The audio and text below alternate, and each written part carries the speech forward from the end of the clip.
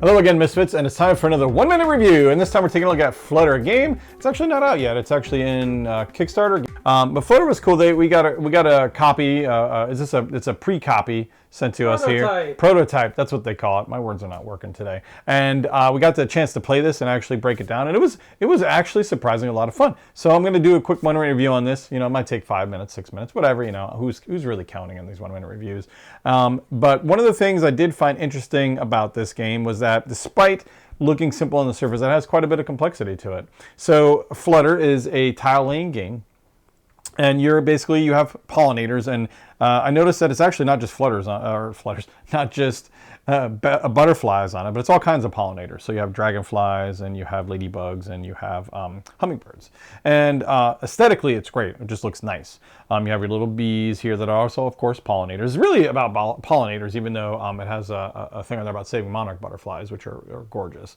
But it's a tile laying game, and you're looking to score the most points. You get points based on how many of these you have at the end of the game, the little petals that you get. But you also get points based on the tiles that you place down and by enclosing them.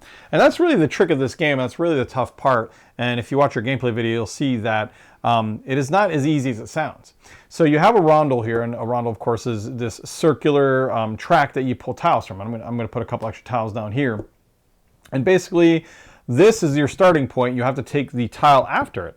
If you don't, you have to pay petals equal to the color of the tile, but it's progressive. So for an example, if I want to skip this tile to go to the next tile, I have to pay 1 blue to go to this tile. And then if I want to skip that one, I have to pay 2 blue. And it's the color on the tile that you have to pay in that petal color. And it's progressive, like I said, so you pay more as you go around.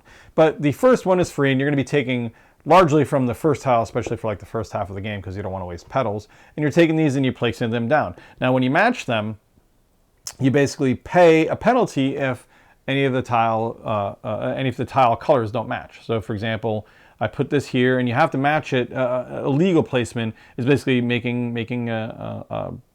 what is it? A flower, basically a flower. And you have to match the colors. And if they don't match, you pay a penalty. So for example, if I were to put this here, I'd be paying 2 red as a penalty, and I'd be paying 2 blue as a penalty because these colors don't match. Alternatively, if I get another tile that does match somehow, and you can place these, as long as they match, you can place them anywhere. Like as long as they line up. Granted, this is me being very OCD. So if I put it this way, for example, this would be 4 purple, and I'd get 3 red here. So the trick of this game is really a balance. You want to match up tiles, get as much petals as you can, but sometimes you just want to enclose tiles because that's how you get a majority of your points. So when you enclose tiles, like, you know, you get them fully enclosed, like here and here and here and here, you pay petals equal to the little, like you see the little symbols over here, you pay petals equal to the symbols on the tile and in the color of the pollinator. So for example, you have blue, and you got 6 little marks there. So you pay 6 blue in your petals, and you get 6 points. So you move along the track, 6 points.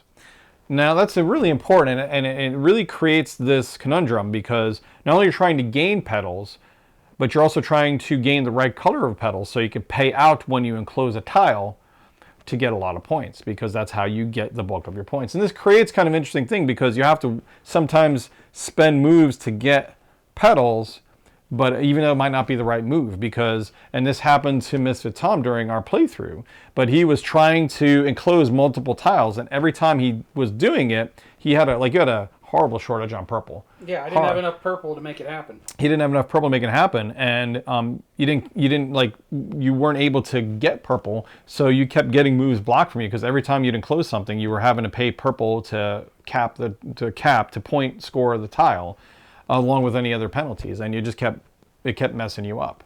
So you have this interesting kind of Tetris-y thing where you're not only Tetrising these tiles, but you're also trying to match it to get petals without paying too much of a penalty, but also trying to go for an enclosure. And on top of that, you're putting your bee down every time you put tiles on. You have the option to put this, and it's stuck there. And once you enclose it, though, you get 2 extra points, and then you move it to like another tile. This game is very cool. I actually liked the thought processes going into it. There was a lot of strategy, even though it looked kind of simple. I thought it was going to be like, okay, I'm just dumping tiles down. Because of the interactivity between the flower colors and paying out with these different resources, you have like a little bit of tile, you have tiling, you have a little bit of resource management, but also color matching. So it's kind of, it blended these three things, and it actually was a lot of fun. I liked it a lot. I would give this game a solid 4 out of 5. It kind of elevated it a bit. I was expecting maybe a 3, but I actually really enjoyed this. Now, this might not be for everybody, mind you. When I say a 4 out of 5, there's a caveat to that, only because if you're not into tile laying games, and especially with like a lot of Tetris-y strategy, this might fall flat for you, depending. And the theme is also important, and I like the theme. I like butterflies, and we've seen that theme hit a home run with many another game, Wingspan, anybody and stuff like that. But for me, it hit pretty good. I hit that kind of nice little spot for me, and I know, like, I'd bust this game out every now and then to play and have a good time with.